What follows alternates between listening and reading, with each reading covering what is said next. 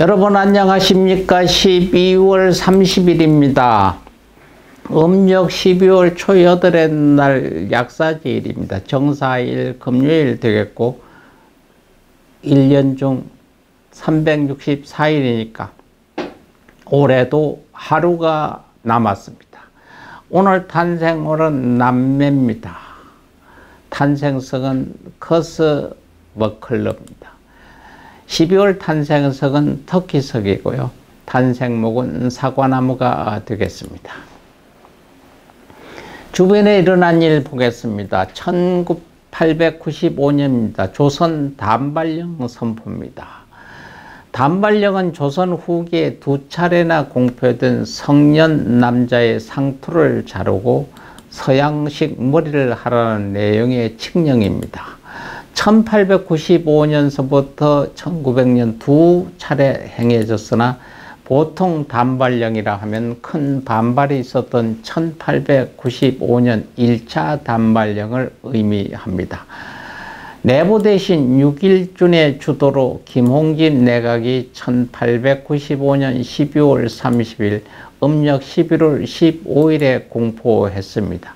공포해서 벽에 걸렸던 계시 내용을 보겠습니다. 이제 단발은 양생에 유익하고 일하는 데에 편리하기 때문에 우리 성상폐하가 정치개혁과 민국의 부강을 도모하며 솔선공행하여 표준을 보인 것이다. 무릇 우리 대조선국 만민은 이러한 성상의 뜻을 우러러 받을 때 의권제도는 아래와 같이 고시한다. 첫째, 나라의 상사를 당하였으니 의관은 나라의 거상기관에는 그전대로 백색을 쓴다. 하나, 만건은 폐지한다. 하나, 의복제도는 왜곡제도를 채용하여 무방하나 고종과 태종 그리고 내각의 신하들이 반쯤은 강제로 상투를 잘랐습니다. 이 얘기는 만건이라고 하면 상투를 쓰기 위해서 앞에 이렇게 띠처럼 두르는 것입니다. 이것을 없이는 이게 상투를 할 수 없어요. 그러니까 만건을 없앤다는 얘기는 상투를 자른다는 얘기가 되겠습니다. 그리고 고종하고 태종, 순종은 어쩔 수 없이 머리를 잘랐으니까. 그러니까 고종하고 태종, 왕가에서 머리를 잘랐으니 평민들, 국민들, 너희들도 따라서 머리를 잘라라. 머리를 길러가지고 있으니까 일하는데도 불편하고 세상 따라가는데도 좀 반한다. 그러니까 고종도 왕도 잘랐고 태자도 잘랐으니까 너희들도 자르라 이런 얘기입니다. 그 후 상투보다는 단정하고 짧은 머리가 위생적이고 일상에서 작업 효율을 높여준다고 선전하며 전 국민에게 머리를 깎는 것을 요구했습니다. 유교의 가르침 중 하나가 신체의 발부는 부지수모요 불감회자는 효지시사라. 즉 사람의 신체와 털과 살은 부모에게 받은 것이니 이것을 감히 손상시키지 않는 것이 효의 시작이다라는 가르침과 정면으로 대치가 되는 일입니다. 저희들도 어렸을 때 이 상투가 많이 봤죠. 저희들이 초등학교 다닐 때만 해도 동네 할아버지들은 거진 다 이 상투들을 썼습니다. 그런데 그때 당시 머리를 자르면 이 머리도 부모한테 받은 거기 때문에 내 마음대로 자르면 불효가 된다 이 얘기입니다. 손과 발을 자를지언정 머리카락은 자를 수 없다며 선비와 유생들은 물론이고 일반 민중들마저 크게 반발했습니다. 결국 을미사병과 함께 반일 감정이 증폭되기는 계기가 되어 각지에서 의병이 일어나기 시작했고 결국은 아관 파천으로 김홍진 내각이 무너지고 이완영을 중심으로 하는 친러시아 내각이 등장하게 됩니다. 단발령을 철회하여 소동은 일단락되었습니다. 여담으로 그때 당시 고종의 머리카락을 잘랐던 정병하는 아관 파천 이후 살해당했고요. 태자의 순종의 머리카락을 잘랐던 육일주는 일본으로 망명을 했다고 합니다. 한강의 하나인 다리였습니다. 서강대교가 완공됐습니다. 서강대교는 서울 마포구 신정동과 영등포구 여의도동을 연결하는 왕복 6차로의 한강 다리입니다. 서강대교 남쪽엔 국회의사당이 있고요. 서강대교는 1980년부터 공사를 시작했으나 1983년 이후 공사가 중단됐다가 10년 만인 1993년에 공사가 재개됐어요. 양하대교 일부 폐쇄에 따른 교통량을 흡수하기 위해 1996년 12월 30일 개통됐습니다.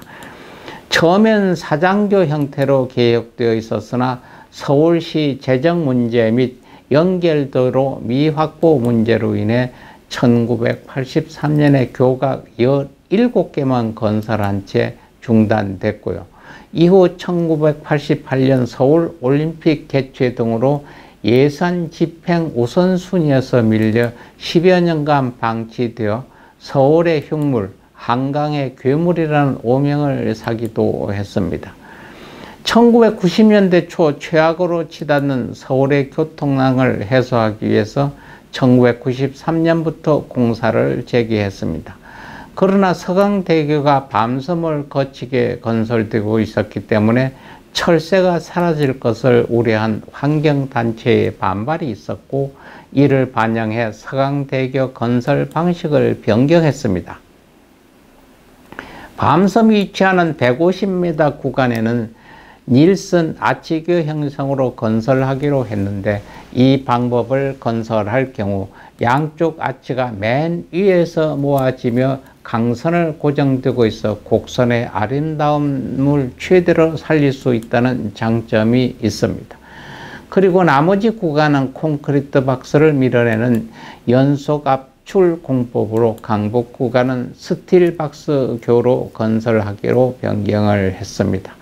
또한 철새 보호를 위해 철새가 번식하는 4, 5, 6월에는 공사를 중단하기도 했었습니다.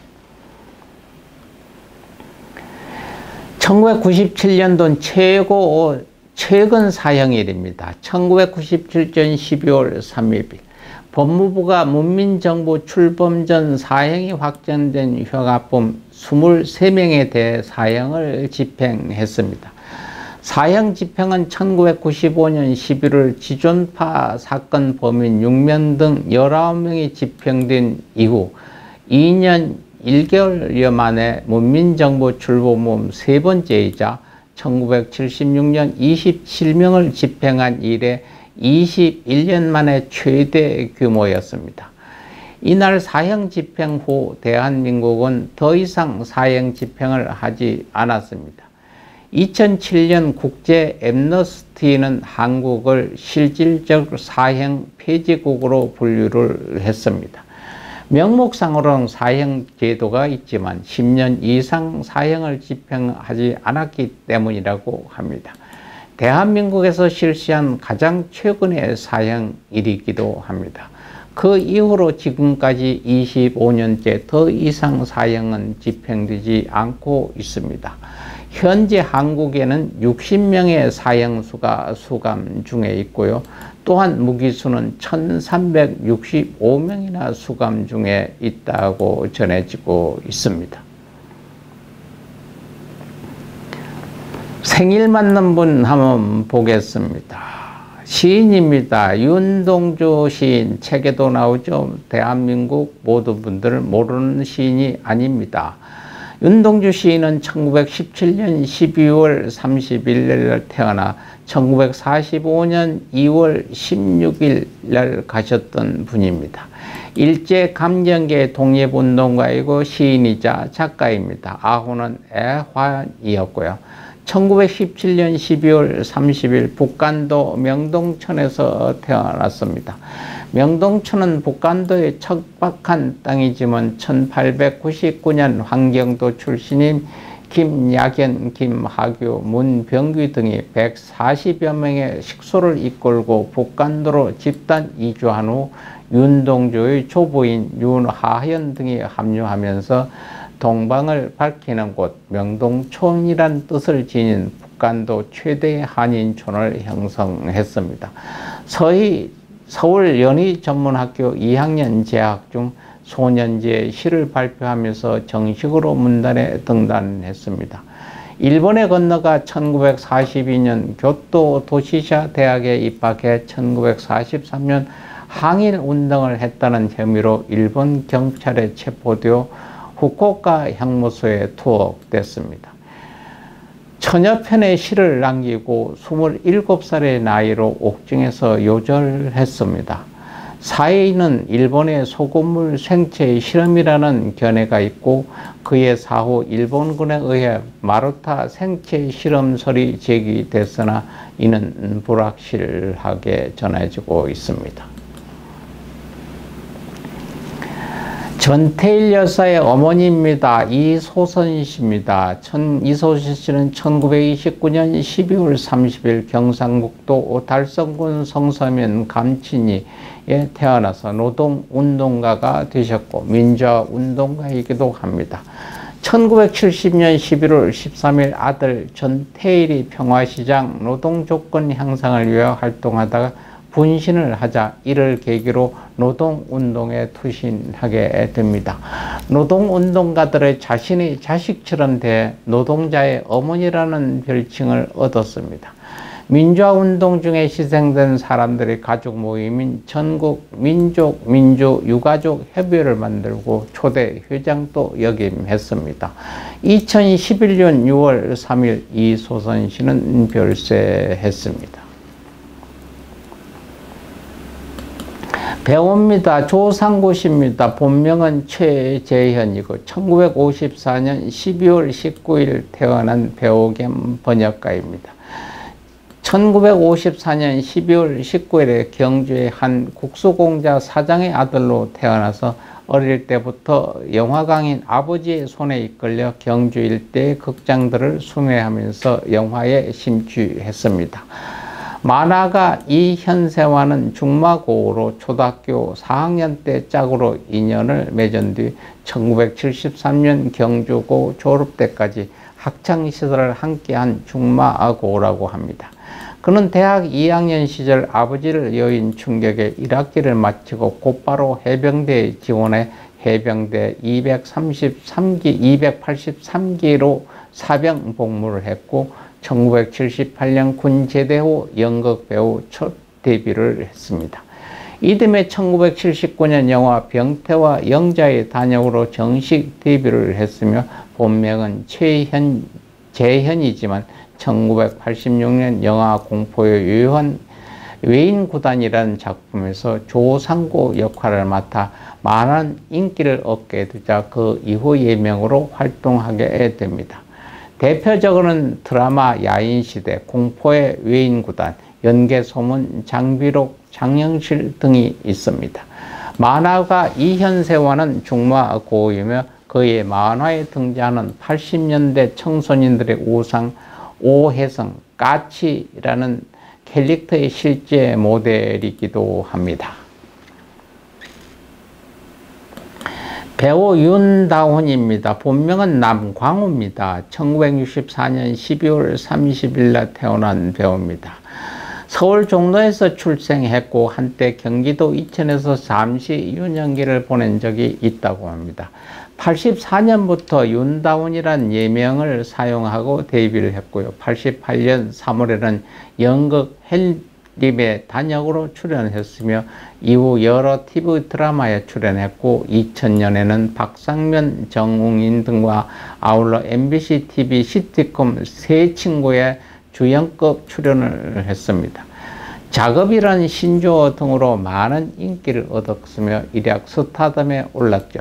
그러던 중 2003년 7월 김정균과의 싸움으로 인해 이미지가 추락됐고요. 2005년 12월에는 10살 연하의 한정식 레스토랑 CEO 사업가와 첫 만남을 갖고 5월 7일 결혼하고 지금 생활하고 있습니다. 오늘 기일 만난 분 한번 보겠습니다. 정치가입니다. 송진우 씨입니다. 1890년 6월 11일 음력 5월 8일 날 나셨다가 1945년 12월 30일 날 가신 한국의 독립운동가입니다. 정치인임의 일제 감정기의 해방 직후에 언론인, 교육자, 사상가, 정치인으로 활동했죠. 본관은 신평이모, 전라남도 단양군 고지면 손공리의 출신입니다. 아호는 고화이고요. 한국 민주당의 초대 당수였고 1919년 3.1 만세운동 당시 민족대표 48인의 한 사람이기도 합니다.